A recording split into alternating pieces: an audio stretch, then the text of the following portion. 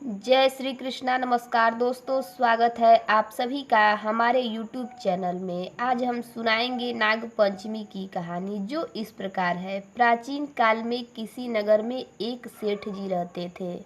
उनके 7 पुत्र थे और सातों शादीशुदा थे। सातों पुत्रों की बहुओं में सबसे छोटी बहू सबसे ज्यादा सुशील और संस्कारी थी। एक दिन सबसे बड़ी बहू ने सभी देवरानियों से कहा कि आज घर को लीपने के लिए पीली मिट्टी लेकर आते हैं। सभी बहुएं डलिया और खुरपी लेकर मिट्टी लेने चली गई। जब बहुएं मिट्टी खोदने लगी तब वहां एक सांप निकला। बड़ी बहू उस सर्प को खुरपी से मारने लगी तो छोटी बहू बोली, मत मारो, ये बेचारा तो निरपराध है। यह सुनकर बड़ी बहू ने सर्प को नहीं मारा। तब सर्प एक ओर जाकर बैठ गया। छोटी बहू ने सर्प से कहा, आप यहाँ से जाना मत, मैं अभी आती हूँ। ऐसा कहकर छोटी बहू सर्प के लिए दूध लेने चली गई। घर पहुंचकर वो अपने कामों में लग गई और सर्प को किया वादा भूल गई। अगले दिन जैसे ही उसे ये बात याद आई तब वे दूध लेकर वहां पहुंची। तब उसने देखा सर्प तो वहीं बैठा है। सर्प को देखकर वो बोली, भैया मुझे माफ कर दो, मैं अपनी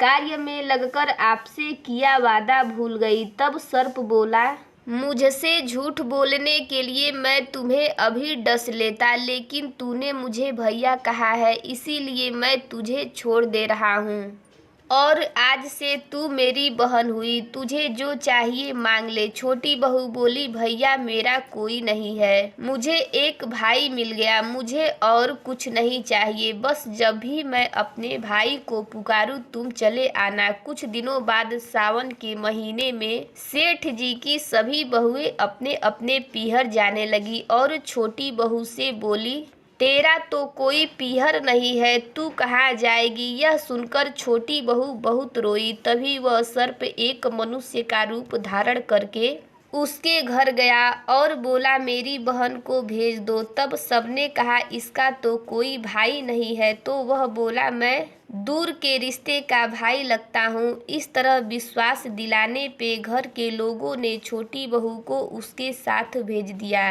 रास्ते में उसने छोटी बहू को बताया, बहन मैं तुम्हारा भाई सर्प हूँ और तुम्हें अपने साथ अपने घर नागलोक ले जाने आया हूँ। तुम डरना मत, तुम मेरी पूंछ पकड़ लो। छोटी बहू ने सर्प के कहे अनुसार किया। जैसे ही वह नागलोक पहुँचे, नागलोक के धन ऐश्वर्य को देखकर छोटी बहू चकित रह गई। सर्प उसे अपनी माता के पास ले गया और बोला, माता ये मेरी बहन है, इसने मेरी जान बचाई थी और यह कुछ दिन हमारे साथ रहने आई है। सर्प की माता ने छोटी बहू को गले से लगा लिया। अब वह वहाँ खुशी खुशी रहने लगी। वहाँ शेषनाग के बहुत छोटे छोटे बच्चे जन्मे हुए थे। वह रोज देखती कि माँ सभी को रोज दूध ठंडा करके घंटी बजाती। घंटी की आवाज सुनकर सभी बच्चे वहाँ आकर दूध पी लेते थे। एक दिन वह माँ से बोली, माँ आज मैं दूध ठंडा कर देती हूँ। अभी दूध ठंडा भी नहीं हुआ कि उसने जल्दबाजी में घंटी बजा दी। घंटी की आवाज सुनकर छोटे छोटे सांप दौड़ पड़े। दूध पीते ही कईयों के फन जल गए। सभी सर्प बोले, हम इसे डसेंगे, परंतु माँ के समझाने पर बच्चे मान गए। तब उसके भाई सर्प ने और उसकी माँ ने छोटी बहू को हीरे मोती और जवाहरात देकर उसे विदा किया। इसकी सारी धन दौलत देखकर बड़ी बहू बोली, भाई ने इतनी सारी दौलत दी है तो इसे झाड़ने के लिए एक सोने की झाड़ू भी दे देता। यह सुनकर सर्प ने सोने की झाड़ू भी लाकर दे दी और उसकी माँ की तरफ से हीरे मोती और मणियों का एक अद्भुत हार भी दिया। उस हार की प्रशंसा सारे नगर में होने लगी। जब यह प्रशंसा नगर की रानी ने सुनी तो उस हार को पहनने की इच्छा उसने राजा को बताई। राजा ने तुरंत अपने सैनिकों को